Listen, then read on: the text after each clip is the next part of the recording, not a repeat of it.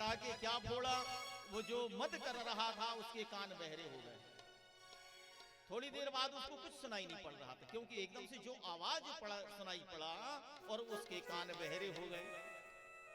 अब क्या था, वहां 7 दिन तक ब्राह्मण देवता ने भगवान की कथा सुना दी। अब वो कान को छूते जाए, पंडित जी क्या बोल रहे हैं उसको समझ में आए ना, बहरा तो हो ही गया। अब क्या था, वह भी सोचने लगा कि मैंने भी कहा कि कहा बोल दिया, और मेरे इस मद के कारण से मेरे कान के पर्दे जो थे वो शून्य हो गए हैं। अब उससे श्रवणेंद्रिय मेरी समाप्त हो गई है। अब 7 दिन पूर्ण हुए और 7वें दिन जब भागवत जी का विश्राम का समय आया तो भागवत जी को साथ में लेकर के पंडित जी से जब विदा करने लगे तो पुनः एक बालक ने फिर से फटाका फोड़ दिया, तो उसके कान खुल गए। अरे बोले सुनाई पड़ने लगा, सुनाई पड़ने लगा। ब्राह्मण देवता कहते हैं अब सुन भी लोगे तो तुमको वो कथा थोड़ी मिलने वाली। ऐसे ही जो मद से मदांध होते हैं तो भगवान की कथा चलते भी रहेगी पर उनके कान में समाहित नहीं होगी। इसका मतलब वो बिना बहरे के बहरे हैं। क्या करना पड़ेगा हमको, कभी मद नहीं करना चाहिए। मनसा वाचा कर्मणा, मन में पवित्र भाव हो, शुद्धता हो, शुद्धता मन से, और भगवान की कथा में सम्मिलित हो जाइए। भगवान आपकी सारी मनोकामनाओं को पूर्ण करते हैं। बोले कैसी मनोकामनाओं को पूर्ण करते हैं? आयु विद्या आरोग्यता या चाहो संतान। आयु विद्या और आरोग्यता, आयु विद्या आरोग्यता या चाहो संतान। प्रभु पूजन विधिवत करो, दुख हरे भगवान। भगवान की जो पूजन है उसको विधिवत करना चाहिए। विधिवत करने का क्या भावार्थ होता है? विधिवत का अर्थ है जैसे हम लोग प्रातः काल जब उठते हैं तो उठने के बाद सबसे पहले अपने मुख को साफ करते हैं, मंजन करते हैं, स्नान करते हैं। स्नान करने के बाद अच्छे वस्त्र पहन करके हम भगवान के समय जाकर के हाथ जोड़ करके विनती करते हैं कि प्रभु बड़ी कृपा कर दिया कि हमको चेतन अवस्था में ले आए। न जाने रात्रि में सोए रहते कि सोए के सोए रह जाते। तो ऐसा कृतज्ञता ज्ञापन करना चाहिए। कैसे करना चाहिए कि हे प्रभु बड़ी कृपा किया है कि हमको एक तो मनुष्य की योनि प्राप्त करा दिया है। यदि मान लीजिए हम मनुष्य नहीं बने होते तो क्या होता? मान लो किसी को भैंस बना दे तो वो क्या करती? कथा पंडाल में लाकर के बैठाल भी देती तो वो पागुर करती, मुंह हिलाती और थोड़ी देर बाद पूंछ से मच्छर भगाती। उसका काम उतना ही है। क्यों? क्योंकि वह पशु योनि में है। लेकिन हम मनुष्य योनि में हैं तो मनुष्य योनि में हमको मनसा वाचा कर्मणा समझने की भगवान ने एक अतिरिक्त शक्ति प्रदान किया है। और वो अतिरिक्त शक्ति जो है उससे हम अच्छे से अच्छा कार्य और अच्छे से अच्छा विवेक और अच्छा से अच्छा ज्ञान प्राप्त करने के लिए ही ये मनुष्य का शरीर प्राप्त हुआ है। इस मनुष्य के शरीर की बहुत सारी उपयोगिता है। आज तो प्रथम दिवस है, आपको थोड़ा थोड़ा इस शरीर से संबंधित हमको अपने शरीर के लिए क्या क्या कर्म करना है उन कर्मों के बारे में हम आपको बताते जाएंगे। आइए सबसे पहले हम भगवान की कथा में प्रवेश करते हैं। ध्यायतो मनसा मंत्रम जीवोष्टो न विचालेत, नाकंपेच्छिरो ग्रीवा दंतान्नेव प्रकाशयेत। जब हम भगवान का मंत्र का जाप करें तो ध्यायतो मनसा मंत्रम, हमको ध्यान से भगवान के मंत्रों का जाप करना चाहिए। जैसे आप लोग बैठे हैं ना, कोई जरूरी नहीं कि आपके हाथ में माला हो, कोई जरूरी नहीं कि गौमुखी आपके पास में हो, कुछ नहीं। जिस स्थान पर बैठ गए हैं मानसिक पवित्रता का भाव कर लीजिए। पवित्रो पवित्र वा सर्वावस्थांगतो विवाह। और कुछ नहीं, बस बैठ करके जब तक कथा चल रही है तब तक श्रीमन नारायण नारायण नारायण, श्री राम जय जय राम, बस अपनी जिह्वा को चलाते रहिए। जिह्वा को चलाने से बहुत आनंद की प्राप्ति होती है। देखो जिह्वा दो जगह बहुत अच्छी चलती है। एक तो जब भोजन अच्छा बना हो तब, और किसी की निंदा करनी हो तब। देखो बिना प्रयास के ही वो ऐसा चल जाती है, उतना भजन में नहीं चलती। आप 1 घंटा जाप करके देखो तो नहीं चलेगी, पर किसी को चुगली करना हो तब देखो कैसी चलती है, और अच्छा स्वाद वाला भोजन यदि करना हो तब कैसी चलती है। जिह्वा तू बड़ी बावरी कहे आकाश पाताल। अरे वो तो एक ऐसी है, पर जिह्वा का ऐसा नहीं है, इसको रसना नाम है इसका। रसना, रसना नाम क्यों कहा गया है? रसना अर्थात वो रस का स्वाद ग्रहण करने वाली है, इसलिए रसना कहा गया है। तो किसी संत ने कहा है, एक पंक्ति हम आपको समझा बोल देते हैं। जर जाए जिह्वा बावरी श्री राम के बिना, जर जाए जिह्वा पापनी हरि नाम के बिना, जर जाए जिह्वा पापनी हरि नाम के बिना, नाम के बिना हरि नाम के बिना, नाम के बिना राजा राम के बिना, जर जाए जिह्वा पापनी हरि नाम के बिना, जर जाए जिह्वा पापनी हरि नाम के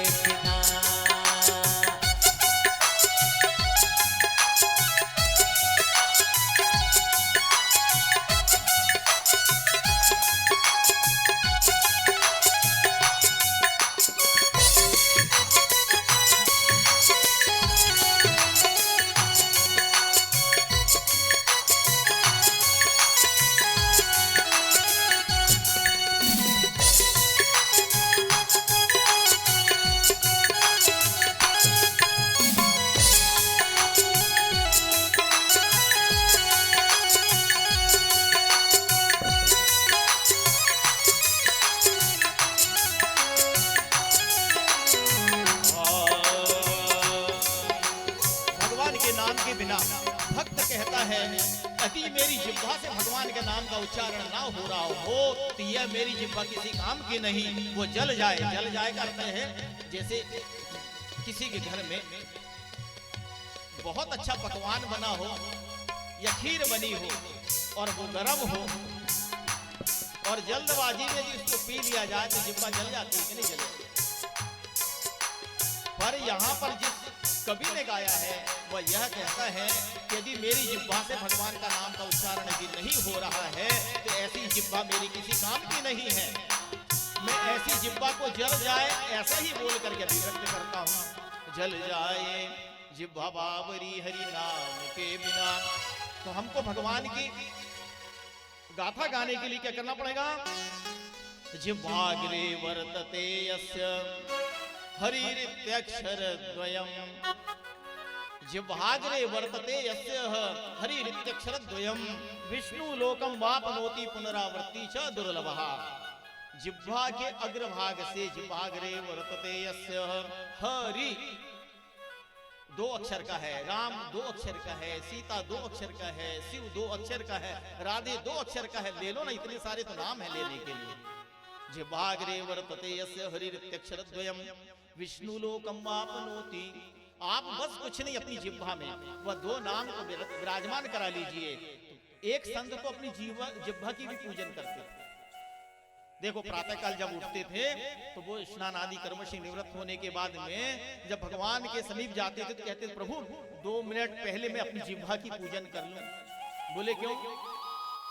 आपने देखा होगा जब कोई व्यक्ति गाड़ी खरीद कर लाता है तो गाड़ी की पूजन करता है कि नहीं करता? जब कोई शस्त्र लाता है खरीद कर तो शस्त्र की पूजन करता है। अरे वो तो जाने दो, घर में यदि वॉशिंग मशीन लेकर के आते हैं तो उसकी भी पूजन करते हैं।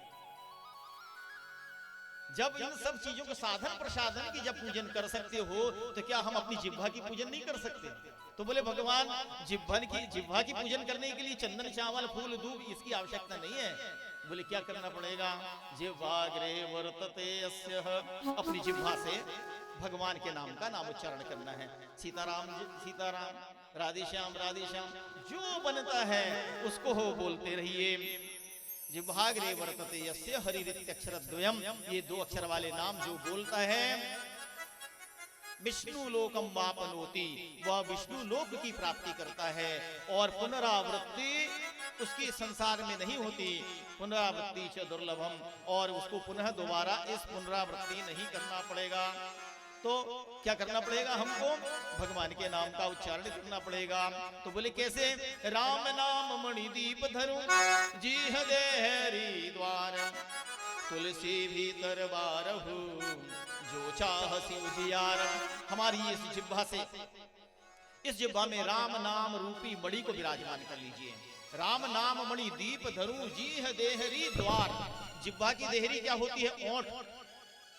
उसमें नित्य प्रति गुनगुनाते रहिए। तुलसी भीतर बारहु जो चाहसी उजियार। आप जैसा चाहो वैसा उजियारा आप अपने जीवन में कर सकते हैं। तो बोले क्या करना पड़ेगा हमको?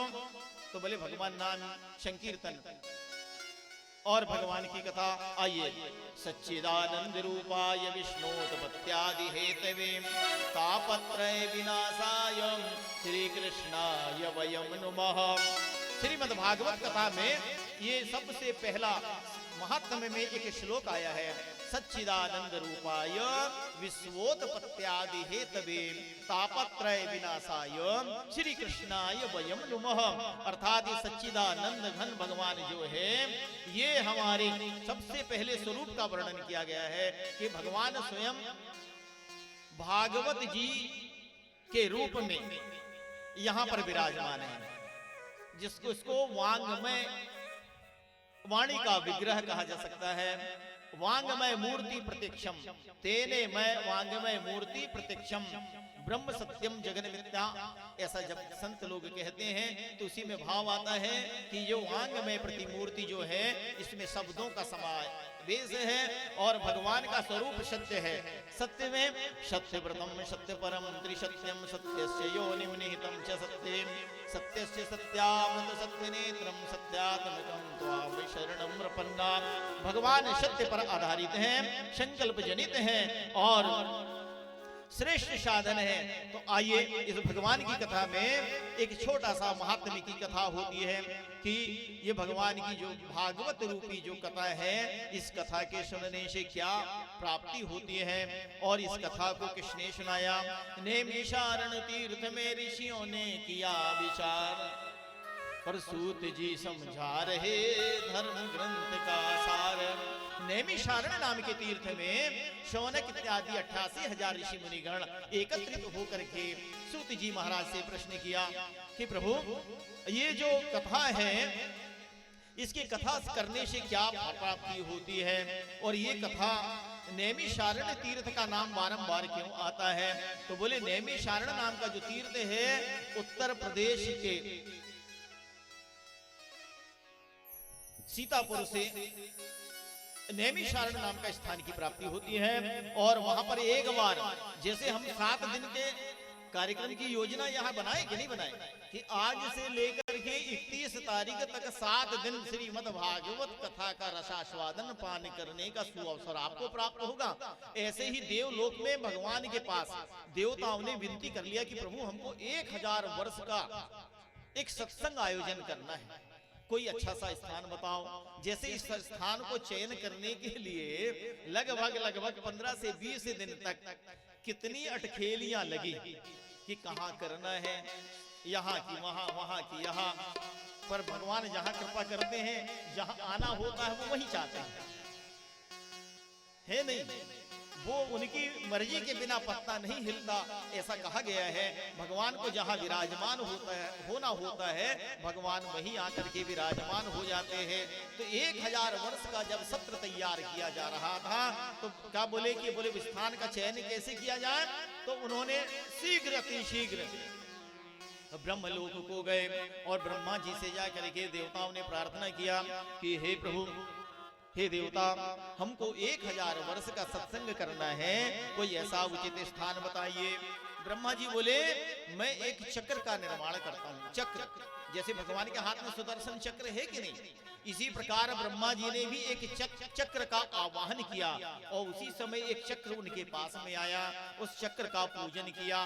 पूजन करने के बाद चक्र से कहते हैं कि हे चक्र देवता, आप जिस स्थान पर जाकर के स्थिर हो जाएंगे, ठीक हमारे देवता लोग वहीं सत्संग आयोजन करेंगे। तो वह चक्र चला और चक्र के पीछे पीछे सारे देवता लोग लग गए और देवता लोग चले जा रहे हैं, जय जयकार करते चले जा रहे हैं। और चलते चलते एक अरण्य माने जंगल में जाकर के सबसे पहले उसकी निमी गिरी। निमी मतलब जिस पर आधार रहता है, एक ऐसी डंडी के ऊपर चक्र जो घूम रहा था, जैसे भगवान की अंगुली में घूमता है कि नहीं घूमता, वैसे ही ब्रह्मा जी ने वो चक्र को जब छोड़ा तो वो डंडी सहित चले जा रहा था, वो निमी गिरी और निमी गिरने के बाद चक्र उसी स्थान पर आकर धीरे धीरे घूमते हुए जैसे ही पृथ्वी पर आया तो वहां पर एक कुंड बन गया। नैमिषारण्य में कुंड है, हम दर्शन करके आए हैं और यहाँ सामने में हमारी भाभी जी बैठी हुई हैं, तो उनको तो अनेकों बार मौका मिल गया है और इस बार तो उन्होंने वहां पर डुबकी लगा करके भी आई हैं। और वहां का जो स्नान का प्रतिफल एक जगह का नहीं होता, ऐसे घूम करके स्नान करने का रहता है। इस स्थान से चले पूरा घूमते हुए आएंगे और उसी स्थान से निकल के चले जाएंगे। वो नैमिषारण्य का तीर्थ है और वहां पर आज भी अनवरत भागवत कथा चलती है। वहां पर नित्य प्रति सत्यनारायण भगवान की कथा चलती है और वह नैमिषारण्य नाम का जो तीर्थ बना तो वहीं पर ये भागवत जी की जो कथा है वहां से निकल करके हम लोगों तक आई है। तो हमने क्या बताए थे, उत्तर प्रदेश लखनऊ उत्तर प्रदेश से 80 किलोमीटर की दूरी पर एक सीतापुर नामक स्थान है, उसका नाम है सीतापुर। और सीतापुर से 30 किलोमीटर की दूरी पर नैमिषारण्य नाम का तीर्थ है, बहुत किनारे में है, घूम करके भी आया जा सकता है। उसी की महिमा हम कथा में सुनाते हैं। तो जहां पर नित्य प्रति भगवान की कथा चलती है वहां एक विशाल वट वृक्ष है और विशाल वट वृक्ष में वहीं पर बड़ी शीतलता प्रदान करने वाला वह वट वृक्ष भी है। वहां पर एक हनुमान जी महाराज जी का मंदिर है और इसी प्रकार वहां पर विभिन्न प्रकार से देवता लोग, सूत जी महाराज कहते हैं शौनक इत्यादि 88,000 ऋषि मुनिगण के मध्य में व्यास जी आसन पर विराजमान होते हैं और शौनक जी की को भगवान की कथा का रसास्वादन पान कराते हैं। जब श्रोता बन करके बैठ जाएं तो श्रोता बन करके बैठने के लिए हमको अनभिज्ञ होना चाहिए। अनभिज्ञ किसको कहते हैं कि जिसको कथा याद है, अरे बोले हमने टीवी में तो सुन लिया था, यहाँ जाकर के सुनने में क्या मिलने वाला है। तो ये समझ लीजिए को भरा भराया है, उसमें कुछ नहीं भरा जा सकता। वही बर्तन में जल समावेश होगा जो खाली होगा, भरा भराया तो बाहर ही निकलते जाएगा। तो कथा मृत रसास्वादन कुशल, तो जब श्रोता बन करके बैठते हैं तो अनभिज्ञ बन करके बैठ जाएं। अज्ञान ध्वांत विध्वंस कोटि सूर्य सम प्रभ सूताख्या ही कथा सारम मम कर्ण रसायनम। अज्ञान को दूर करने के लिए, अज्ञान ध्वांत विध्वंस माने अज्ञान की तमस को दूर करने के लिए कोटि सूर्य समप्रभ, एक दो सूर्य नहीं करोड़ों सूर्य की तरह सूत जी महाराज वहां पर विराजमान होकर के कथा का रसास्वादन पान करा रहे हैं। और मम कर्ण रसायन, और जो हमारे कान हैं उससे रसायन विद्या प्रदान की जा रही है। तो उसी समय में एक प्रश्न आता है,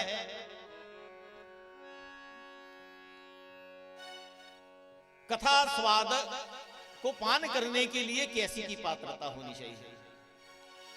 पात्र भी देखा जाता है, पात्र में यदि बहुत प्रकार के छिद्र हो तो उसमें रखी गई वस्तु छिद्र से बाहर निकल जाती है। तो छिद्र पात्र भी सुपात्र होना चाहिए। हम तुम सब एक पात्र की तरह हैं। देखो दो प्रकार के लोग होते हैं, एक पात्र और एक कुपात्र। कुपात्र को कितना ही समझा दो भगवान की कथा समझ में नहीं आएगी। और भक्ति ज्ञान वैराग्य को बढ़ाने के लिए हमको भक्ति ज्ञान और वैराग्य को बढ़ाने के लिए वैष्णव लोग क्या करते हैं, ऐसा प्रश्न वहां पर किया गया। किससे? शौनक इत्यादि 88,000 ऋषि मुनिगण जो बैठे हुए थे और उन्हें पहला प्रश्न किया कि हे प्रभु, भक्ति ज्ञान वैराग्य को बढ़ाने के लिए हमको क्या करना पड़ेगा? ऐसा कौन सा कार्य किया जाए जिससे मोह माया का निवारण हो? फिर आसुरी वृत्ति से ग्रसित प्राणी को कैसे कल्याण होगा? जो आसुरी वृत्ति से ग्रसित हो गया है उस प्राणी का कैसे कल्याण होगा? शौनक जी कहते हैं कि हे सूत जी महाराज, संतों का वचन है और सूर्य की किरणों की तरह होता है। संतों का वचन किसकी तरह? महामोहतम पुंज जासु वचन रवि करनी कर। महामोहतम पुंज जासु वचन रवि करनी कर। जासु वचन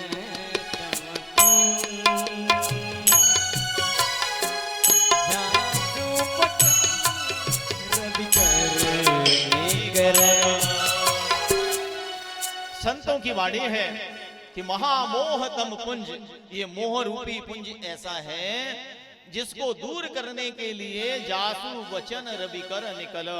भगवान सूर्य की जैसे किरणें निकलती है तो रात्रि का अंधेरा दूर हो जाता है।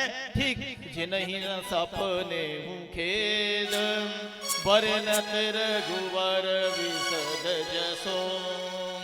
रामायण में सोरठा है, जिन्हीं न सपने खेद वरनत रघुवर विशद जसो। तो हर प्राणी के अंदर क्लेश से आक्रांत प्राणी, ऐसे में प्राणी का कल्याण कैसे होगा? ऐसा श्रेष्ठ सद्गुरु मिलना सबसे पहला श्रेष्ठ सद्गुरु की आवश्यकता होती है। और बड़े सौभाग्य से सूत जी प्राप्त हो गए। कहां पर? नैमिषारण्य नाम के तीर्थ में। सूत जी ने शौनक जी से पूछा कि प्रभु, हमारा पहला प्रश्न है कि लोक का कल्याण कैसे हो? इस घोर कलयुग में जीव प्रायः असुरी स्वभाव से ग्रसित है। असुरी माने खान पान दूषित, विचार भी दूषित और मनसा वाचा कर्म से भी दूषित। तो इसके लिए कहा गया है ये घोरे कलो प्रायो जीव्याश्च सुरतागतः क्लेशाक्रांतस्य तस्य एव शोधने किं परायणम। क्लेश क्रांत प्राणियों का कल्याण कैसे होगा? तो एक होती है चिंतामणि और एक होता है कल्प वृक्ष। चिंतामणि और कल्प वृक्ष। तो चिंतामणि किसको कहते हैं?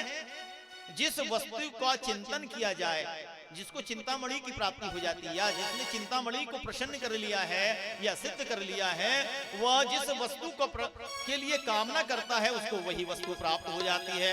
लेकिन कल्प वृक्ष और कल्प वृक्ष के नीचे यदि कोई कल्पना करे तो भगवान स्वर्ग की संपदा ला करके प्रदान कर देते हैं। कल्प वृक्ष में ये फायदा है। और चिंतामणि आप जो चिंतन कर रहे हैं उसको पूर्ण करते जाता है। जैसे चिंतामणि से लौकिक सुख की प्राप्ति होती है और कल्प वृक्ष से स्वर्गीय सुख की प्राप्ति होती है। चिंतामणिर्लोक सुखम सुरद्रोह स्वर्ग संपदम प्रयच्छति गुरु प्रीतो वैकुंठम योगी दुर्लभम। जो सद्गुरु होते हैं उनकी कृपा से सद्गुरु ही ब्रह्म से साक्षात्कार करा देते हैं। सूत जी महाराज कहते हैं कि संसार में सबसे बड़ा डर प्राणी को मृत्यु का है। मृत्यु का डर कैसे है? क्योंकि आया है सो जाएगा राजा रंग फकीर, एक सिंहासन चढ़ी चले और एक बंधा जंजीर। तो एक सिंहासन चढ़ी चले और एक बंधा जंजीर। सुखदेव जी कहते हैं दोनों प्रकार के प्राणी हैं। एक सिंहासन पर जब भगवान की भक्ति करता है तो स्वर्ग से रथ आता है, उस रथ पर आरूढ़ होकर के स्वर्गीय सुख संपदा प्राप्त करने के लिए जाता है। और एक जंजीर में बांध करके ले जा लिया जाता है। उसको घसीट करके ले जाते हैं और खौलती हुई कढ़ाई में ले जा करके उसको सिर पैर पकड़ते हैं और सिर से डोबते हैं, कोल्हू में पेरा जाता है, अन्य प्रकार से उसको सजा मिलती रहती है। और लेकिन जो स्वर्गीय सुख प्राप्त करने के लिए स्वर्ग में जाता है तो भगवान उसको अच्छा सा आसन प्रदान कराते हैं। स्वर्ग में नाना प्रकार की भोग वस्तु की प्राप्ति होती है। सुखदेव जी महाराज ने राजा परीक्षित को जो कथा सुनाई थी उसमें भी यही बात है। सुधा कुंभ ग्रहित वेव देव तत्र समागम। तो बोले सुधा कुंभ ग्रहित वेव देवास तत्र समागम।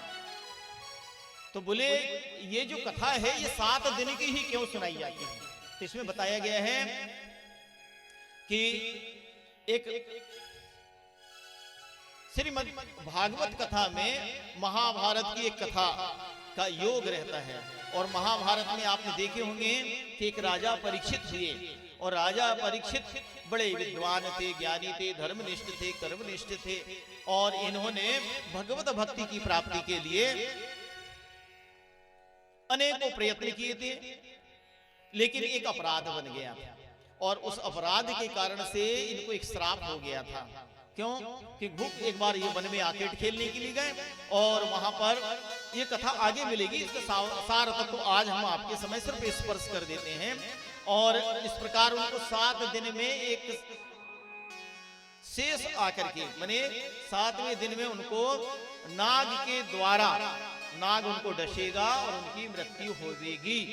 ऐसा जब उनको श्राप हो गया तो बड़े व्याकुल हुए थे और वो जाकर के भगवान की कृपा से उनको सुखदेव जी की प्राप्ति हो गई। सुखदेव जी ने उनको कथा रसा स्वादन पान कराया है और वह जब कथा सुनने लगे थे तो उसी समय देवता लोग वहां आ गए और देवता लोगों ने आकर के अपने स्वार्थ से कहा कि प्रभु एक काम करते हैं, आप जो इनको कथा सुनाने जा रहे हो ये जो कथा है उनको ना सुना करके आप ये कथा हमको सुना दो, हम इस कथा को सुन लेंगे और जो हमने अमृत कलश लेकर के आया है इस राजा को पिला देंगे, राजा जीवित हो जाएगा, इसका सांप कुछ नहीं बिगाड़ने वाला क्योंकि ये अमर हो जाएगा।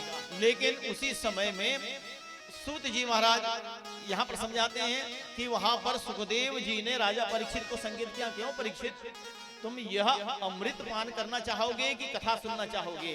तो प्रभु मैं तो भगवान की कथा का रसा स्वादन पान करूंगा, मुझे ये अमृत नहीं चाहिए देवताओं वाली। बोले क्यों?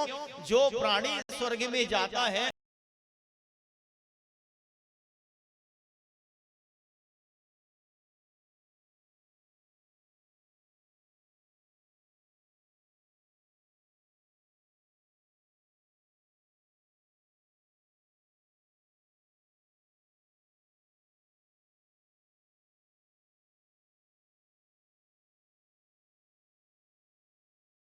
है, आप स्वर्गीय हो गए हो, जब तक आपके पास में पुण्य है तब तक आप स्वर्ग में बने रहेंगे और जैसे ही पुण्य क्षीण होंगे आपको ढकेल दिया जाएगा।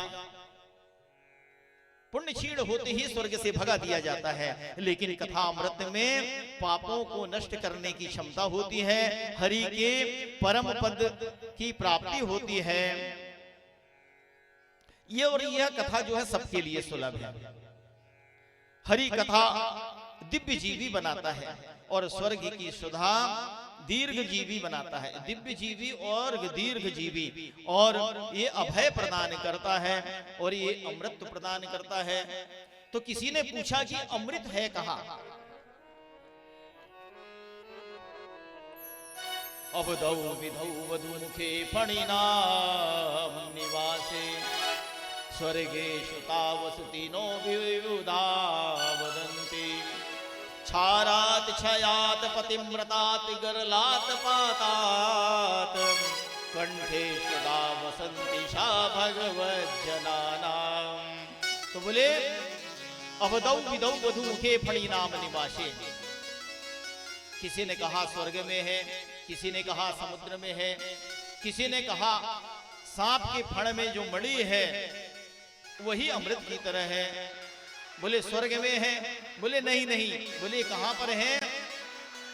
यदि बोले किसी ने कहा कि चंद्रमा में अमृत है, तो बोले यदि अमृत चंद्रमा में होता तो वो कृष्ण पक्ष और शुक्ल पक्ष में घटता बढ़ता क्यों? कहा जाता है ना, चंद्रमा को भी श्राप लग गया था और पतिव्रता, किसी ने कहा कि बोले ये सब चीजें होती हैं कंठे सुदा वसत, माने जिसके कंठ से भगवान का नाम का उच्चारण हो जाए, कंठे सुदा वसतीशा भगवत जना नाम, जो अपने कंठ से भगवान के नाम का उच्चारण करता है।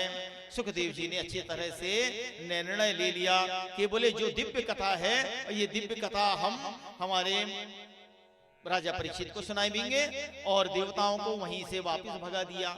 देवता लोग वापस कहाँ गए? स्वर्ग में गए, और वहां जाकर के ब्रह्मा जी के पास कहते हैं कि प्रभु बड़ा अनर्थ हो गया, आज तो हमको संसार के प्राणी ने वापस भिजा दिया है, कि बोले उन्होंने कथा रसा स्वादन पान करने की अनुमति तक हमको प्रदान नहीं की, और वहां जाकर के उन्होंने कहा एक काम करते हैं, देखते हैं कि इस कथा में कितना बल है। ये जो भागवत जी का ग्रंथ आप लोगों ने अपने सिर पर धारण करके लेकर के आए ना, ये साधारण ग्रंथ नहीं है, इसमें भगवान साक्षात वांगमय स्वरूप में आकर के विराजमान हो गए हैं। कोई इसका 1 वर्ष तक पूजन करके देखे, अपने घर में भागवत जी को एक चौकी पर विराजमान कर लो। विराजमान करने के बाद कुछ नहीं, एक तुलसी का दल ही अर्पण कर दीजिए, और तुलसी का दल अर्पण करने के बाद अपने माथे को उसमें स्पर्श करा दीजिए, हाथ जोड़ लीजिए। उसके बाद 1 वर्ष के बाद बताइए कि आपके जीवन में कितना परिवर्तन आता है। ये भगवान का साक्षात वांगमय स्वरूप श्री विग्रह है भागवत जी का। बोले विभिन्न प्रकार के धर्म, एक प्रकार क्या किया गया, एक ब्रह्मा जी ने एक तराजू बुलाई, तराजू के एक पड़ले पर भागवत जी को रख दिया, और दूसरे पलड़े पर अनेकों प्रकार के शास्त्रों को रखा, और शास्त्र वेद वेदांतों को रखा। लेकिन क्या देखते हैं कि भागवत जी का पड़ला नीचे दबा ही हुआ है, और विभिन्न प्रकार के ग्रंथ जो हैं अथपर में हैं। तो बोले ऐसा क्यों हुआ? हलगुन्यानि जातानि गौरवेण इदं महत, तदा ऋषिगणा सर्वे विस्मयं परमं ययो। भागवत जी में श्लोक है कि साक्षात श्री कृष्ण ही कलयुग में कलुषित प्राणियों के कल्याण करने के लिए श्रीमद् भागवत संहिता में आकर के विराजमान हो गए हैं। ऋषियों ने सूत जी से प्रश्न कर लिया कि महाराज ये जो 7 दिन में सुनने की परंपरा कैसे प्रारंभ हुई? ये 7 दिन में ही क्यों सुनाई जाती है? 15 दिन में क्यों नहीं सुनाई जाती? 8 दिन में क्यों नहीं सुनाई जाती? 5 दिन में क्यों नहीं सुनाई जाती? बोले 7 दिन में ही क्यों सुनाई जाती है? तब सूत जी कहते हैं कि हे ऋषियों,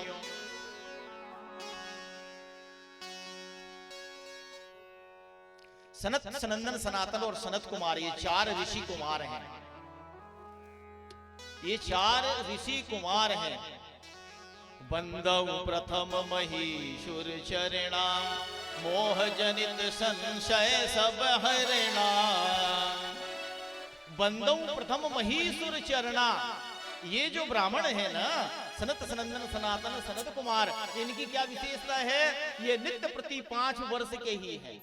ब्रह्मा जी ने जब इनका जन्म होता है, तो जन्म होने के बाद ब्रह्मा जी ने कहा कि हे सनत कुमारों, तुम जाओ सृष्टि की रचना करो। सनत कुमारों ने कहा प्रभु हम तो सृष्टि की रचना नहीं करेंगे, हम भगवान का ही स्मरण गान करेंगे। तो उन्होंने उस समय श्राप दे दिया कि जाओ तुम हमेशा के लिए बच्चे बने रहो। सनत कुमारों ने उसी समय ब्रह्मा जी को प्रणाम किया कि वाह प्रभु, बड़ी अनुपम कृपा कर दिया कि हम 5 वर्ष के सदैव जीवन पर्यंत, जब तक सृष्टि चलते रहेगी, हम 5 वर्ष के ही बने रहेंगे। तो वह 5 वर्ष के दिव्य बालक कुमार कौन है? सनत, सनंदन, सनातन, सनत कुमार उसी समय विचरण कर रहे थे। इन 4 कुमारों ने क्या देखा कि देवर्षि नारद हैं, तो अपना मुंह लटकाए हुए विस्मय स्थिति में भटकते भटकते चले आ रहे हैं। क्यों? क्योंकि नारद जी की तो परंपरा क्या थी कि एक बार कर तल कर वीणा, गावत हरि गुण परम प्रवीणा।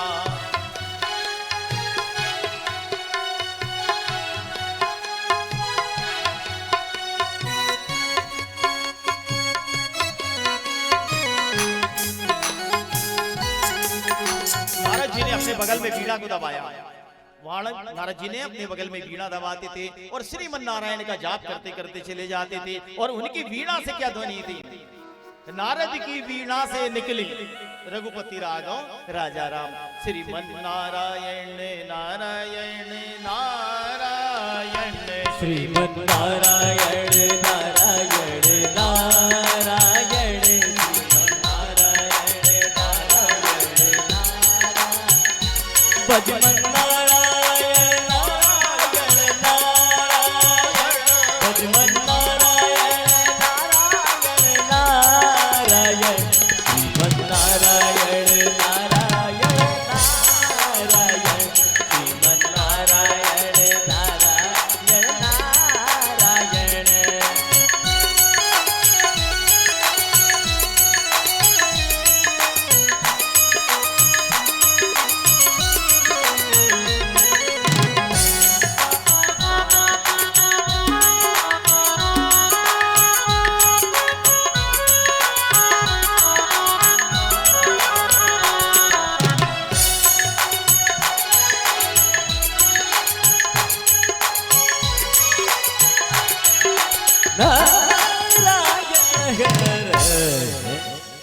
नारद जी हमेशा अपने वीणा की तान में श्रीमन नारायण नारायण धुन उच्चारित करते रहते हैं और श्रीमन नारायण के धुन की उच्चारण करते ही विधि में, और वो उनका हमेशा उनके पूरे समय हाथ अपने वीणा के तार पर और भगवान के गान पर अपना ध्यान रहता है। लेकिन आज नारायण नारायण विस्मृत हो गए और बड़े व्याकुल होकर के भटक रहे थे।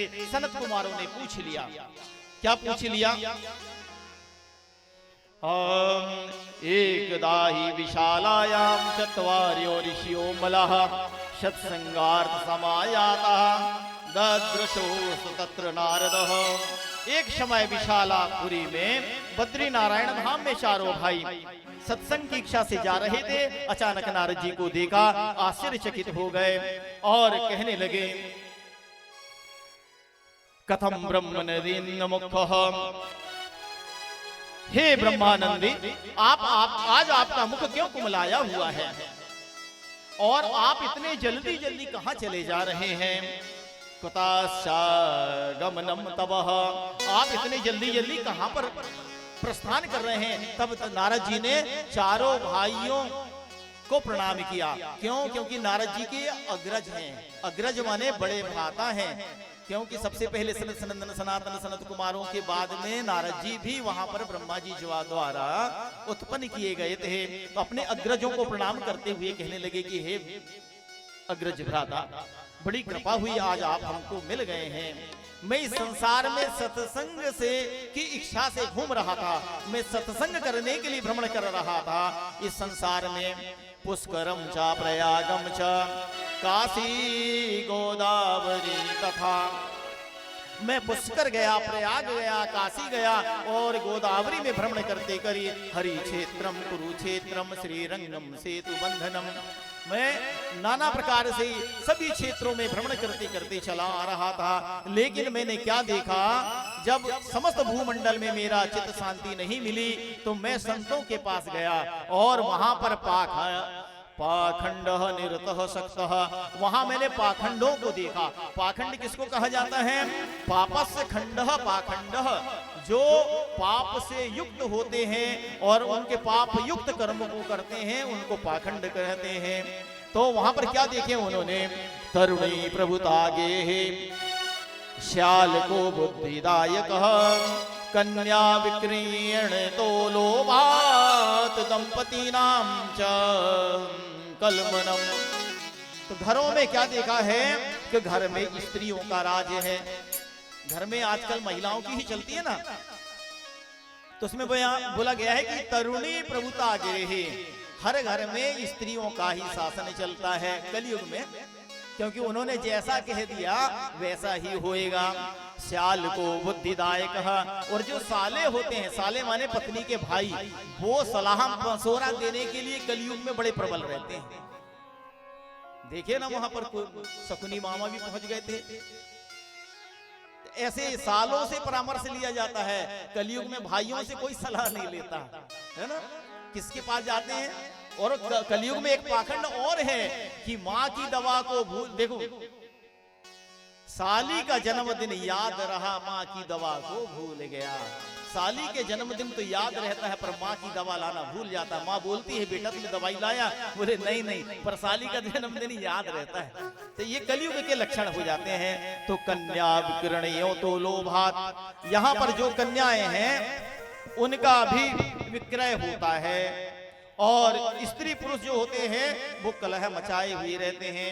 आश्रम, तीर्थ, नदियों, यवनों, विधर्मियों द्वारा ये सब अधिग्रत कर लिए गए हैं। बड़े बड़े मंदिर, अभी हमारे 3000 साल बाद हमारे भोले बाबा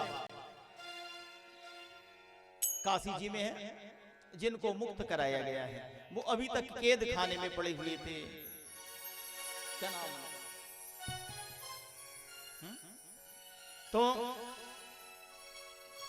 भोले बाबा तक को कैद में करके रख लिए हैं। विभिन्न प्रकार की मूर्तियों को तोड़ दिया गया है पाखंडियों ने विभिन्न प्रकार से।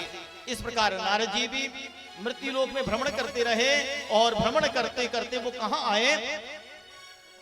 तत्राश्चर्यं मया दृष्टं श्रूयतां तन्मुनीश्वरः। उन्होंने क्या देखा? एका तु तरुणी तत्र निष्णाम खिलमानसः।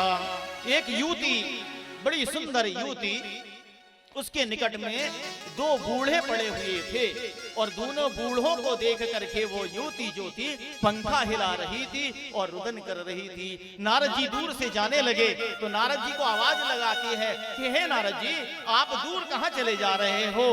तभी उसने आवाज लगाया, लख कर नारद हो गए चकित, लख कर नारद हो गए चकित, बोले देवी ये बतलाओ, बोले देवी ये बतलाओ, बोले देवी ये बतलाओ, बोले देवी ये बतलाओ।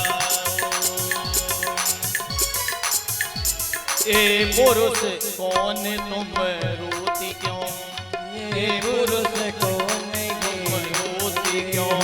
अपना दुख मुझको बतलाओ, अपना समझ कर बतलाओ, अपना समझ को बतलाओ, अपना समझ कर बतलाओ।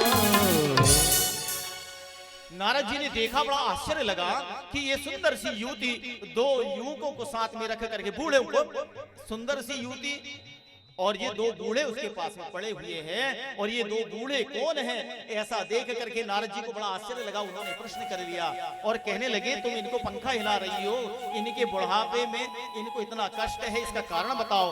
तब वहां पर जो स्त्री थी, तरुणी थी, उसने कहा, अहम भक्त रीति ख्याता इमौते तरम तनयो मतहु ज्ञान वैराग्य नामानौ काल योगेन जर्जरः। हे नारद जी महाराज, ये जो बूढ़े पड़े हुए हैं ना, ये मेरे दोनों बेटे हैं। एक का नाम ज्ञान है और एक का नाम वैराग्य है। अरे बोले, तुम युवती और तुम्हारे बेटे बूढ़े हो गए? तो बोले ये कैसे हुआ? द्वापर तक भरी जवानी थी, जब आप न तीनों आपे में, लेकिन कलयुग के लगते ही बेटे गिर गए बुढ़ापे में। बोले द्वापर तक, बोले हम सब तरुण थे, लेकिन जैसे ही कलयुग आया तो मैं पुण्य प्रतापों के कारण, वृंदावन आने के कारण से मैं तरुणी हो गई, लेकिन मेरे ज्ञान वैराग्य दोनों बेटे अभी तक बूढ़े हुए हैं। लज्जा, क्या बोले? बोले इसके लिए क्या करना पड़ेगा हमको? तो जैसे ही उन्होंने सुना कि माँ तरुणी हो और दो बेटे बूढ़े हो गए हो, आज आप इसी बात को सोचिए, हमारे अंदर जो भक्ति है, अब भक्ति तो अभी तरुणी है। क्यों? क्योंकि हम भगवान की पूजन करते हैं, मंदिर जाते हैं, जल चढ़ाते हैं, एक लोटा जल सारे प्रश्न हल, ऐसा भी करके चले आते हैं। तो अभी भक्ति बची हुई है, लेकिन आपके अंदर का ज्ञान वैराग्य है क्या? यदि ज्ञान वैराग्य बचा होता तो भगवान को ऐसा नहीं करते। क्या करते आप? भगवान की पूजन किस भाव से करते? आपके अंदर ज्ञान वैराग्य कितना बचा है, वैराग्यता कितनी है? बोले जाओ मंदिर में जाकर के दर्शन करो, भगवान का खूब श्रृंगार करो और श्रृंगार करते करते मुग्ध हो जाइए। वहीं पर भगवान की छवि देखते देखते जब आपके अश्रु गिरने लगे तो समझ लेना चाहिए कि आपके अंदर में भक्ति, ज्ञान, वैराग्य ये तीनों चीज अभी समाहित है। आप गए, क्या बोलते हैं, सुख संपत्ति घर आवे, कष्ट मिटे तन का, सुमी कष्ट मिटे तन का, सुख संपत्ति घर आवे, सुख संपत्ति घर आवे, कष्ट मिटे तन का। ओम जय जगदीश हरे। हम भगवान के सामने जाते हैं, भगवान के सामने जाते हैं, 2 अगरबत्ती जला लेते हैं, एक घी का दीप जला दिए, वो भी पैकेट वाला है ना, वो भी घी पैकेट वाला, अखाद्य पदार्थ केवल दीप प्रज्वलन हेतु वाला, उसमें लिखा होता है जिस दीप में आप घी डालते हैं, गोपाल घी 150 रुपए किलो वाला, 4 दिन तक कटोरी में रख लीजिए, वो चर्बी से बना हुआ होता है। मलेच्छों ने उसको भी दूषित कर लिया ताकि आप जब भगवान की पूजन करेंगे तो आपका और आसपास वालों का भी विनाश कर दे। बोले घी की प्राप्ति के लिए गौ माता रखनी पड़ेगी। बोलिए गौ माता की। बिना गौ के अमृत नहीं मिलेगा। अभी जो हम बता रहे थे अबदौ विदौ मधुमुखे फलिनाम निवासे, तो बोले अमृत कहाँ है? तो बोले किसी ने कहा कि वाणी में अमृत है, अपनी वाणी में, अपनी वाणी में अमृत को, अपनी वाणी में अमृत को, की रसना राधे राधे बो, की रसना राधे राधे बो, की रसना राधे राधे बो। अपनी वाणी में, अपनी वाणी में, अपनी वाणी में अमृत घोर, की रसना राधे राधे बो, की रचना राधे राधे बो।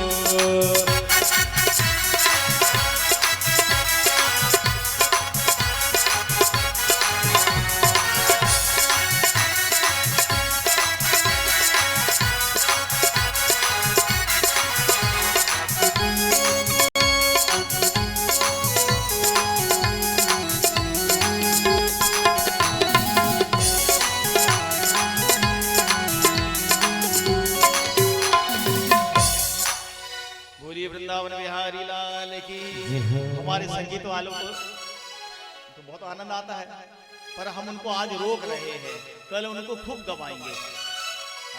आज क्योंकि देखो शोभा यात्रा के कारण से बहुत विलंब हो गया है, लोग बिना प्रसाद के भी यदि चले जाएंगे तो अच्छा नहीं लगता है। प्रयास करिए ज्यादा से ज्यादा 20 मिनट, है ना, ज्यादा से ज्यादा 20 मिनट हम आपका और लेते हैं, क्योंकि इतना विलंब से आए हैं तो थोड़ी देर और हो जाए। तो हम क्या देख रहे थे कि यहाँ पर भक्ति ज्ञान वैराग्य बूढ़े हो चुके थे, तो उनको दूर करने के लिए नारद जी ने सनकादिक ऋषियों से भगवान की कथा से संबंधित ज्ञानोपदेश प्राप्त किया और आकर के उन भक्ति ज्ञान वैराग्य माने ज्ञान वैराग्य जो पढ़े थे उनको भागवत रूपी कथा का श्रवण पान कराया है। और ये 7 दिन में जो कथा सुनने की बात जो थी, क्योंकि राजा परीक्षित को जो श्राप हुआ था वो 7 दिन में ही उनकी मृत्यु का योग था, और हमारे जीवन में भी 7 ही दिन होते हैं, हमारे जीवन में भी 7 ही दिन होते हैं, 8वां दिन नहीं होता है। ना जाने कब अंत का यही श्वास ही हो, श्वास श्वास सुमिरन करें, विथा वृथा श्वास ना खोए।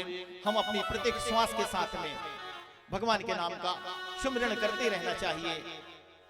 इसका सबसे अच्छा सरलतम और सुगम तरीका मैं बता देता हूं कि जब आप शयन करने लगे, जब आप पलंग में जाते हैं, बिस्तर में जाते हैं और सोने लगते हैं, तो सोने के पहले जैसे ही देखिए कि हमको नींद लगने वाली है और उसी समय सोए सोए संकल्प कर लीजिए। कौन सा संकल्प कर लेना है कि हे परमेश्वर, अब हम निद्रा देवी की गोद में समाहित होने जा रहे हैं और इस निद्रा देवी जो हमको सताएगी उस समय हमें याद तो रहेगा नहीं, लेकिन हमारी श्वास तो चलते रहेगी। तो बोले हम प्रत्येक श्वास में आपके नाम का स्मरण बना रहे, ऐसी हम पर अनुकंपा कर देना। जब हम ऐसा सोच करके सो जाएं तो उस समय 3-4 बार श्री राम जय जय राम श्री राम जय, ऐसा करते करते सो जाइए।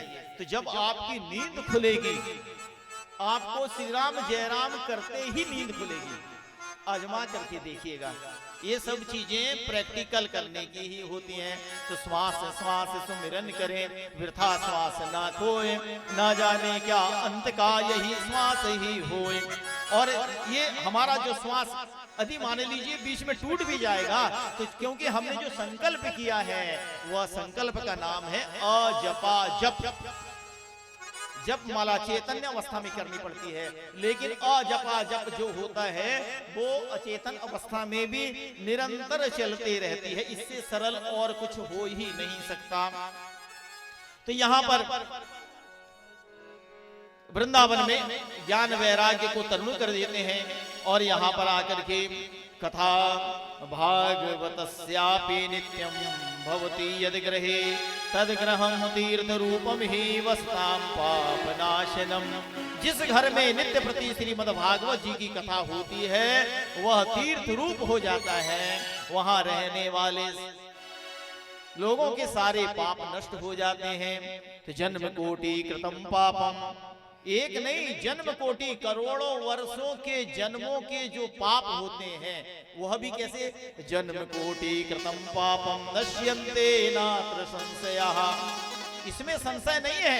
जन्म कोटि कोटि जन्मों के पापों का नाश हो जाता है। श्रीमद् भागवत जी की कथा में एक श्लोक, आधा श्लोक या एक चरण ही यदि हम सुन ले तो कोटि जन्मों के पापों का नाश हो जाता है।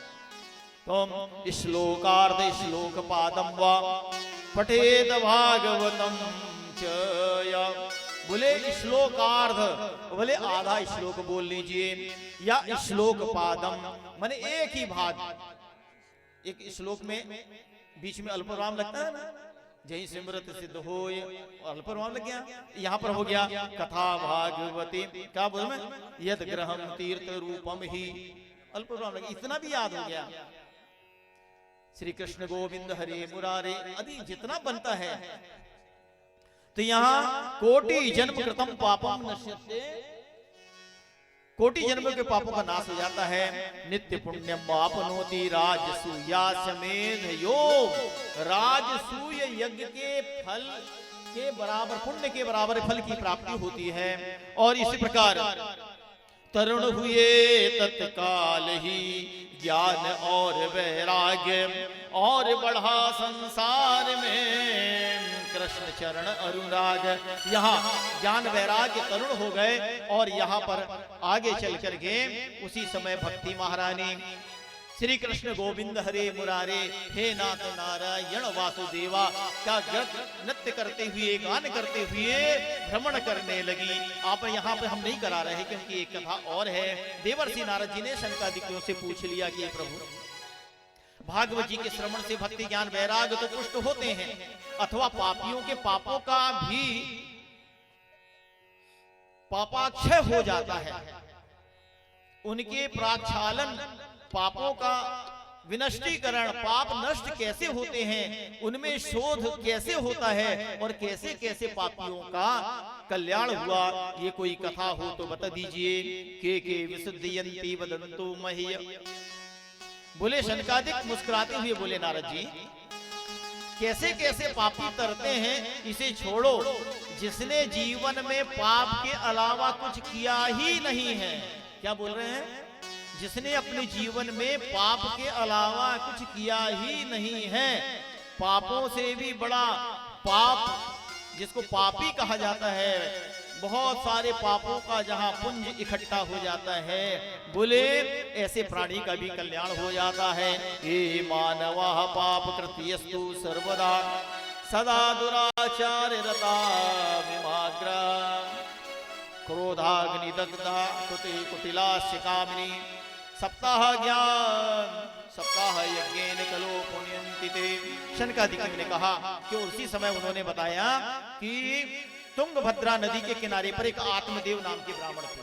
एक तुंगभद्रा नदी थी, आत्मदेव नाम था ब्राह्मण का। आत्मदेव नाम के ब्राह्मण थे। पंडित जी बड़े चतुर थे, ज्ञानी भी थे और साधुता थी और ब्रह्म पारायण थे। लेकिन उनके घर में उनकी जो पत्नी थी ना, वो बड़ी कर्कशा थी। देखो कभी कभी पत्नी भी किसी को नरकगामी बना देती है। तो धुंधली नाम था उसका और उसकी जो पत्नी थी, धुंधली नाम उसकी नारी, मानो ग्रह दशा विप्र की थी। स्वामी जितना ही सज्जन था, उतनी ही नारी कर्कश थी। इसलिए तो कहते हैं हम लोग, हमने जागर नारे कर्कशा होई, ताघर नित्य लड़ाई होई। जिस घर में कर्कशा नाम की नारी हो जाए, उसके घर में नित्य लड़ाई होती है। और उनको कथा भी अच्छी नहीं लगती, कथा पंडाल से भी भाग जाता। कर्कशा नहीं होना चाहिए, कर्कशा का त्याग कर देना चाहिए। ये उसके लिए कहा गया है, लोकवार्ता रता कूरा प्रायसो बहुजल्पिका, सूरस्य ग्रह कृते कृपणा कलह प्रिया। अरे भयंकर झगड़ालू। कौन थी? धुंधली नाम की जो पत्नी थी उनकी, बड़ी झगड़ालू। यदि बाहर पानी भरने चली जाए तो वहीं बाल्टी पटक पटक करके पड़ोसन को कलह मचा देती। दरवाजे के सामने खड़ी हो जाए तो फिर क्या पूछना है।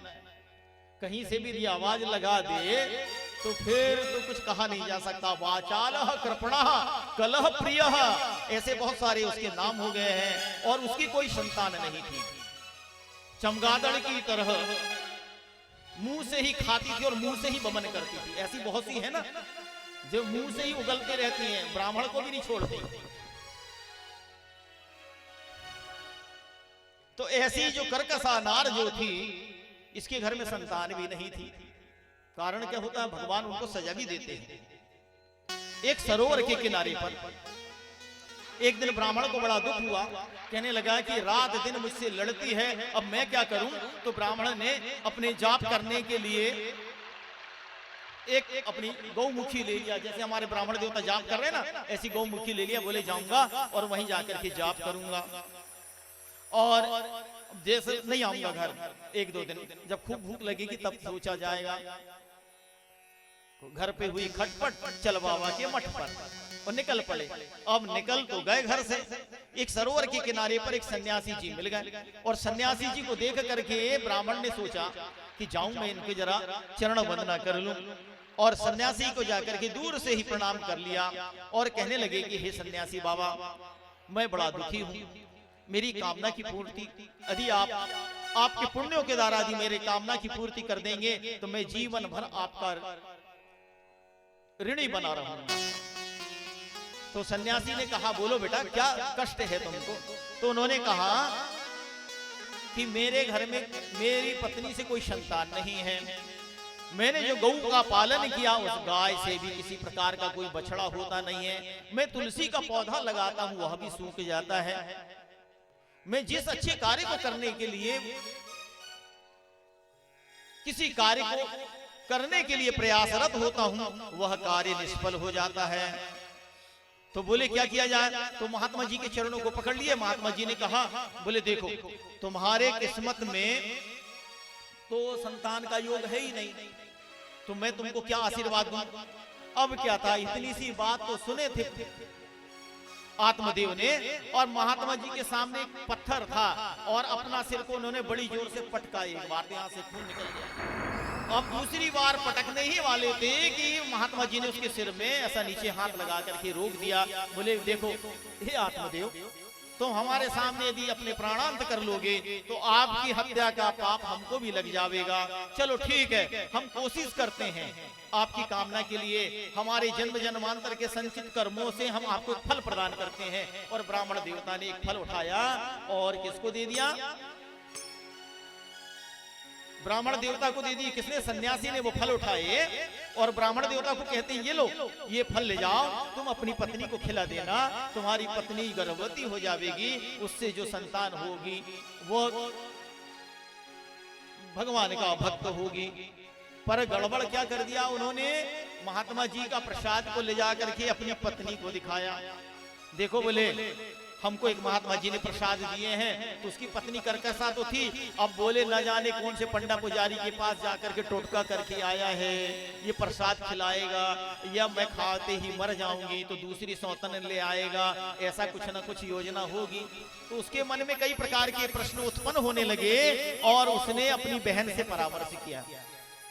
बहन कहने लगी देख बोले इस समय तेरे पति जो हैं वो अलग अलग से रह रहे हैं, तू उनके द्वारा प्रसाद खाएगी तो बोले कलह में फंस जाएगी।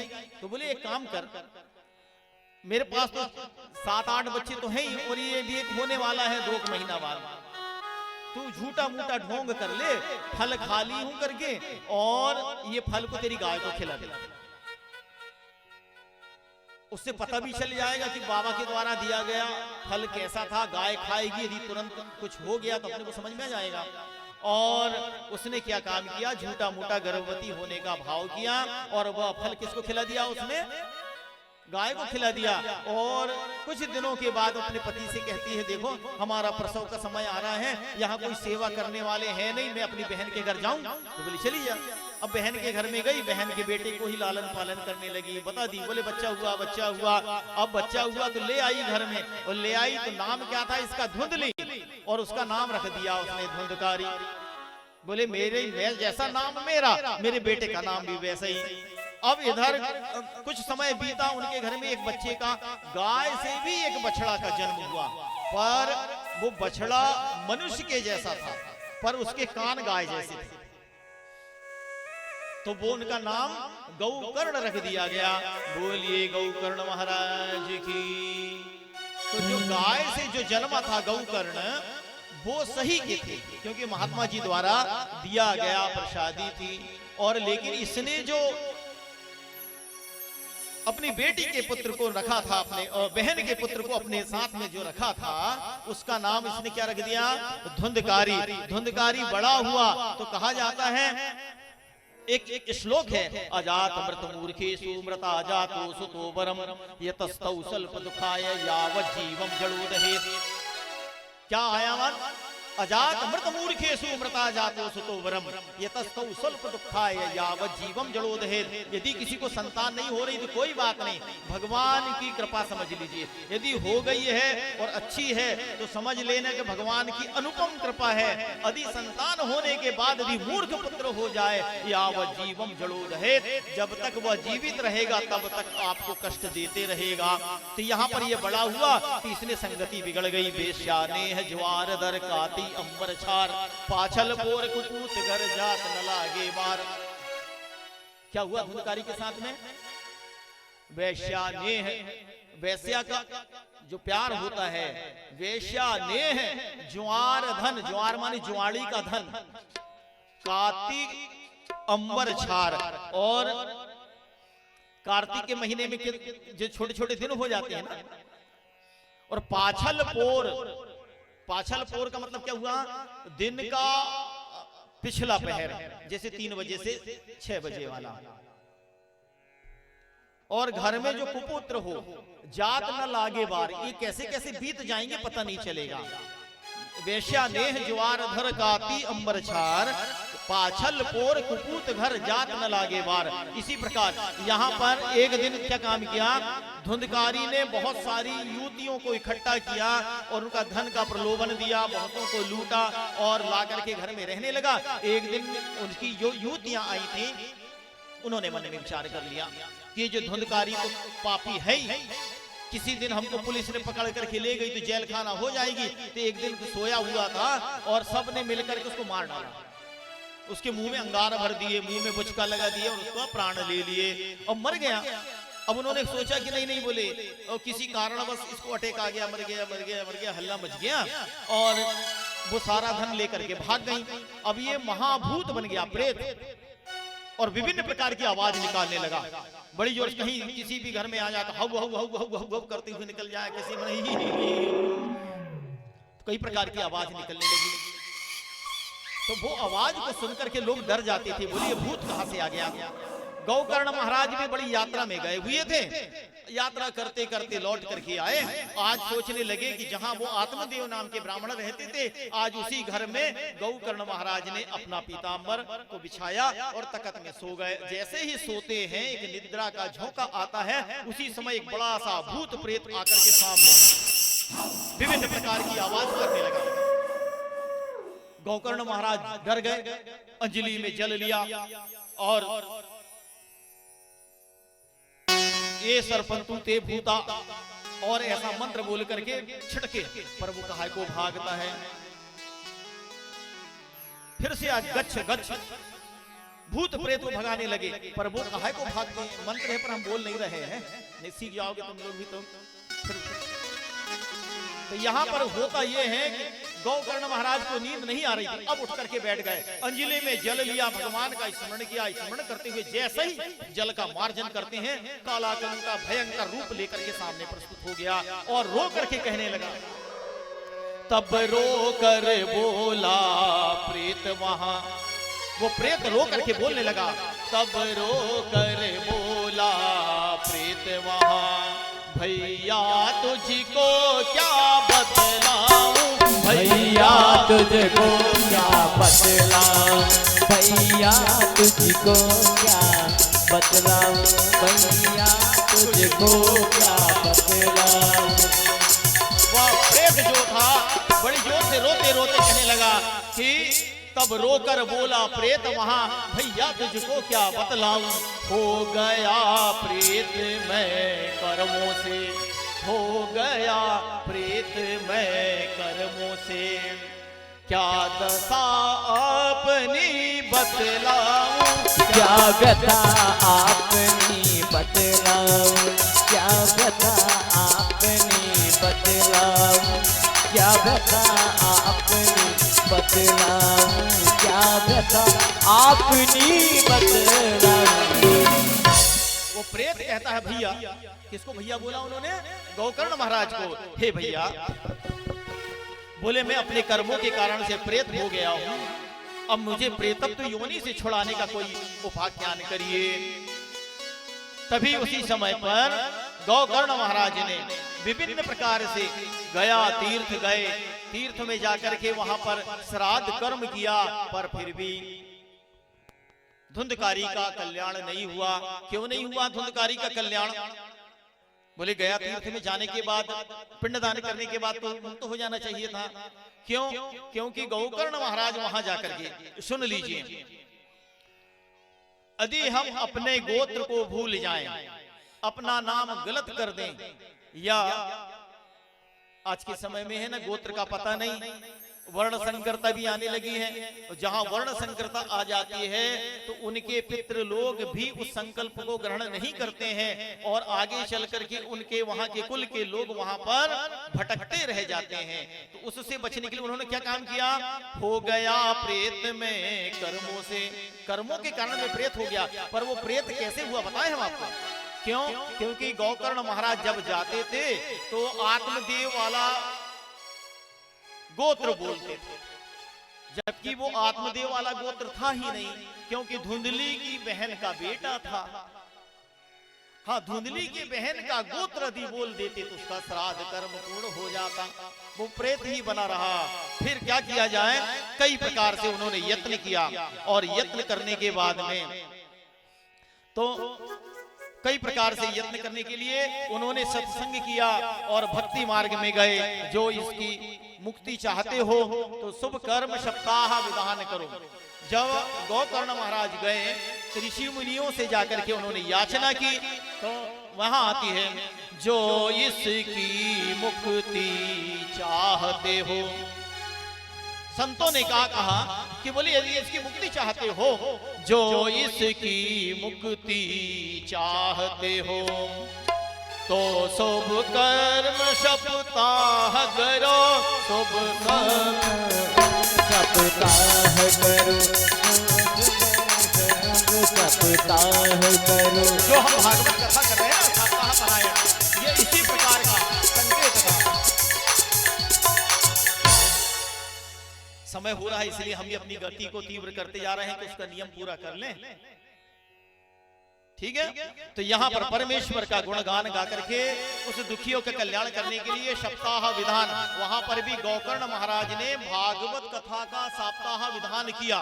तो सप्ताह विधान कैसे होता है? तो बोले मंडल बनाए जाते हैं, लोगों को पता ही नहीं मंडल कमंडल क्या क्या होता है, ऐसा बोलते थे। हम तो उन्होंने कहा चिंता मत करो, हम बना के दिखाएंगे। जो ब्राह्मण देवता जो बुलाए जाते हैं वो किस लिए बुलाए जाते हैं? यही तो कल्याण करने के लिए तो बुलाए जाते हैं। और नहीं तो कथा तो आप तो टीवी में भी देख करके सुन करके कर सकते हो, पर ये आपको कैसे मिलेगा? इसकी रचना कहां से मिलेगी? ये प्रत्यक्ष देवता, हम तो एक एक सुपारी, एक एक अक्षत पुंज में देवताओं को आवाहित करते हैं। क्षेत्रपाल नाम के देवता हैं। जब क्षेत्रपाल की भी पूजन करेंगे, आखिरी में देखना, जब हम क्षेत्रपाल हवन कराने के बाद में एक नाव को बुलाते हैं और वो हवन के आसपास घूमता है। पंडित जी वहां मंत्र बोलते हैं, डाकनी, शाकनी, पिशाचनी, बेतालनी, भूत प्रेत गण, जो इनको स्थान दे रहा है उनके मुंह में जाके घुस जा, और वो उन्हीं की जाकर के समझ आते हैं। मतलब जो जितने निंदक रहते हैं, देखो उन्होंने आसन दिया, उस आसन में जाकर समाहित होंगे कि नहीं होंगे? तो इससे बचना चाहिए। एक तो दूसरी चीज, ब्राह्मणों से कभी पंगा नहीं लेना चाहिए। क्यों? एक सरलतम बात बता दें, ब्राह्मण चाहे तो आपका कल्याण कर दे, और नहीं तो कितना यत्न करो कुछ नहीं हो सकता। कारण क्या है कि ये जो हम जो बोल रहे हैं ना, ये जो चीज है, ये पुण्य है, ये धरोहर है हमारी। ये ब्राह्मण लोग संकल्प में अपना ही नाम बोल रहे हैं, आपको कुछ नहीं होने वाला है, तो उनका ही कल्याण होगा।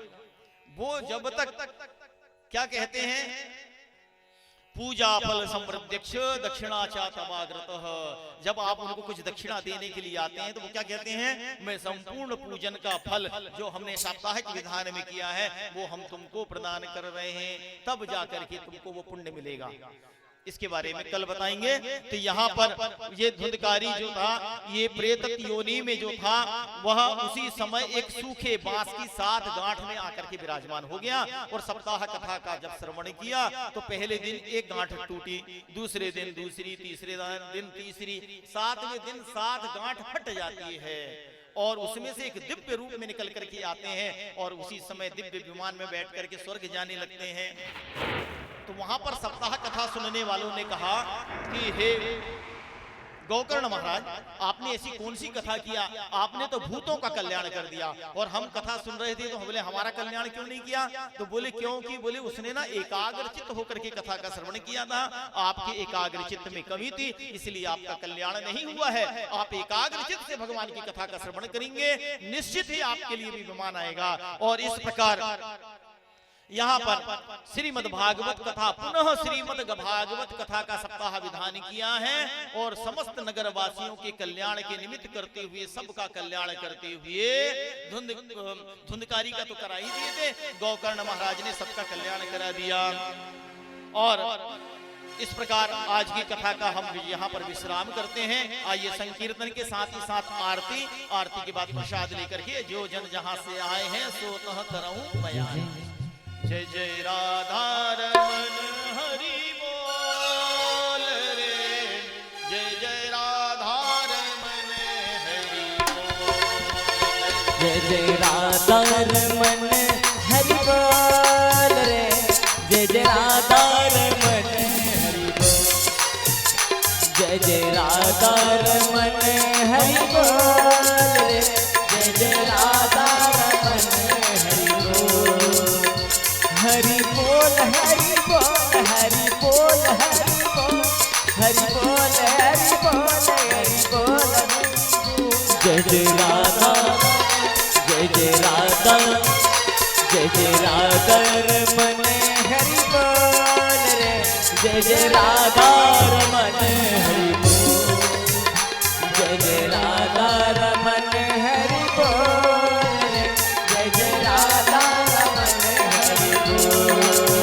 हरि बोल हरि बोल हरि बोल हरि बोल हरि बोल हरि बोल हरि बोल, राधा जय जय राधा जय जय राधा रमन हरि बोल रे जय जय राधा रमन हरि बोल जय जय राधा रमन हरि बोल रे जय जय राधा रमन हरि बोल।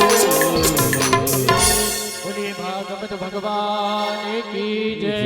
ओम नमो त्रजननमे अस्तु दशवेळको सर्वगणको स्वस्ताय आत्मशनि प्रजाशनि पशुशनि लोकशनि भयशनि अग्निः प्रजां बहुलां मे करोत्वन्नं पयोरेतो अस्माशु दत्तः।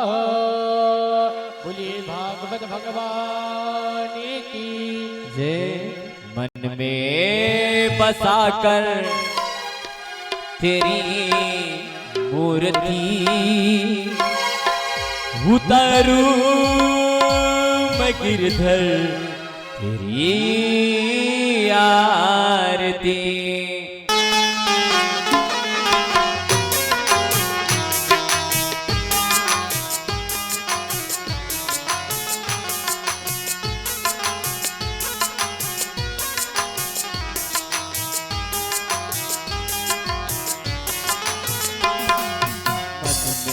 बताकर तेरी मूर्ति उतारूं मैं गिरधर तेरी आरती।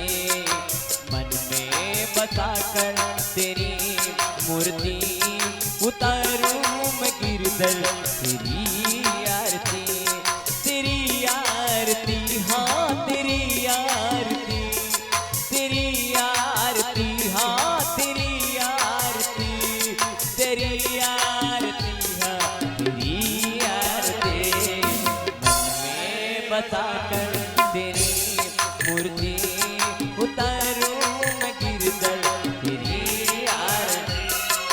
मन में बताकर तेरी मूर्ति उतारूं मैं गिरधर तेरी आरती।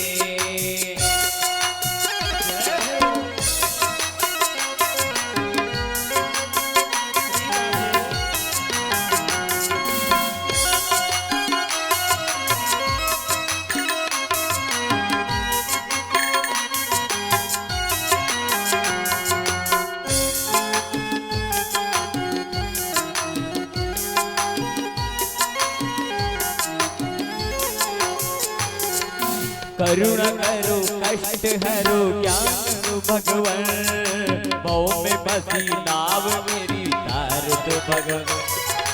करुणा करो कष्ट हरो ज्ञान दो भगवान भव में बसी नाव मेरी तार दो भगवान। दर्द की दवा तुम्हारे पास है दर्द की दवा तुम्हारे पास है।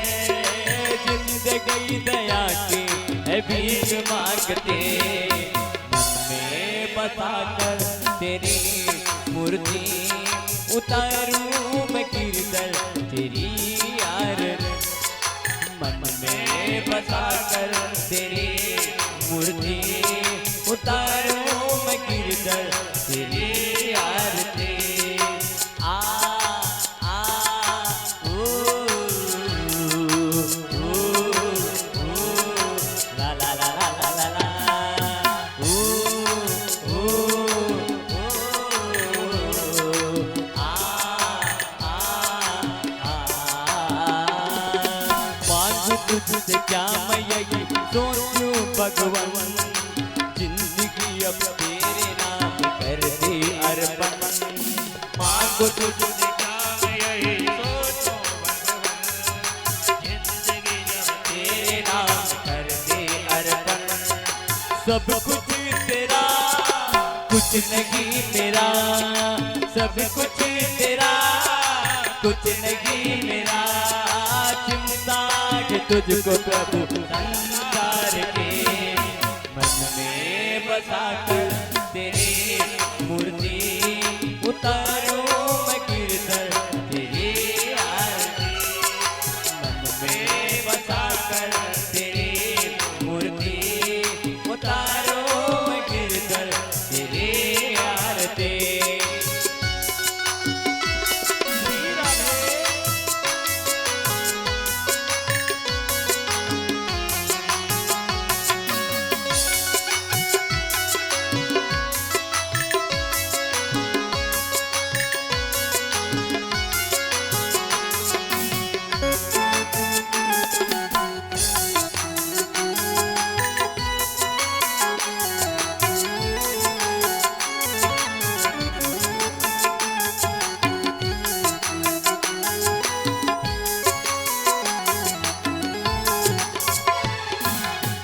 वेद तेरी महिमा गाए संत करे ध्यान नारद गुण गान करे छेड़े वीणा तान वेद तेरी महिमा गाए संत करे ध्यान नारद गुण गान करे छेड़े ओ वेद तेरी महिमा गाए संत करे ध्यान नारद गुण गान करे छेड़े वीणा तान वेद तेरी महिमा गाए संत करे ध्यान नारद गुण गान करे छेड़े वीणा तान भक्त तेरे द्वार करते हैं पुकार भक्त तेरे द्वार करते हैं पुकार दास बिंदी नाथ कर तेरी आरती मन में बसा तेरी मूर्ति उतारूं मैं गिरधर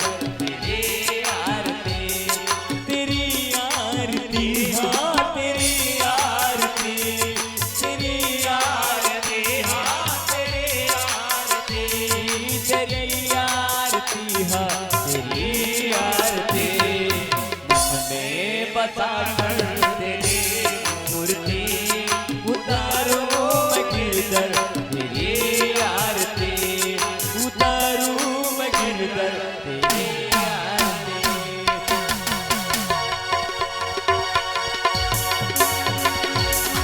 पूरगौरं करुणावतारं संसार सारं बुद्धिविहारं सदा वसन्तं विद्यालयेन्दे भवं भवानी चरितं नमः वन्दालिमाला कुण्डालिकाय कपालमाला कुचैकराय दिगम्बराय च दिगम्बराय नमः शिवाय च नमः शिवाय त्वमेव मम पिता त्वमेव बन्धु सखा त्वमेव विद्याधरं त्वमेव सर्वं मम देवदेव गुरुर्ब्रह्मा गुरुर्विष्णु गुरुर्देवो महेश्वरः गुरुर्साक्षात् परब्रह्म तस्मै श्री गुरवे नमः अच्युतं केशवं रामनारायणं कृष्णदामोदरं वासुदेवं हरिधरं माधवं गोपिकावल्लभं अनिकेतनायकं रामचन्द्रं भजे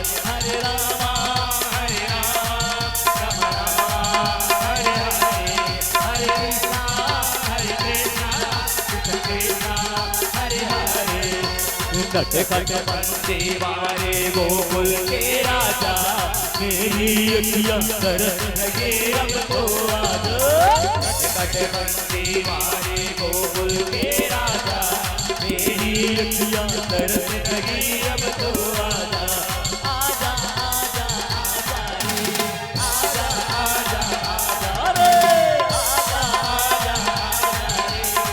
आजा आजा रे हो नट खट बंदे वारे गोकुल के राजा मेरी अखियां तरस लगी अब तो आजा नट खट बंदे वारे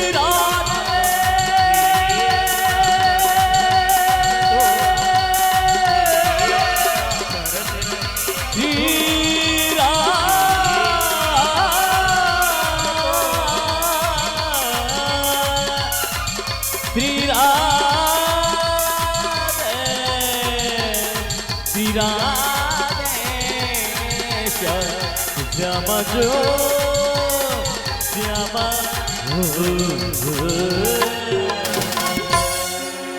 शीतलीकरणमात्मय देवाभिवन्दनं देवताभिवन्दनमाकाशात् स्वयं ग्रहण्यम् अथ अस्ते अक्षरपुष्पादने गृहीत्वा मन्त्रपुष्पाञ्जलिः हरिः ॐ ॐ यतनेन जन्माय जन्त देवास्तानि धर्मा विप्रथमान्यासन्नादेहनागम् महिमानः सचन्ता चित्रा पूर्वे साध्याः सन्ति देवाः नानाशुन्ति पुष्पाणि यथा कालोद्भवानि च पुष्पाञ्जलिर्मया दत्त गृहाण पुरुषोत्तमात् श्रीप्राणपुरुषोत्तमाय नमः चरणकमलेभ्यो नमः मंत्रपुष्पाञ्जलिं समर्पयामि।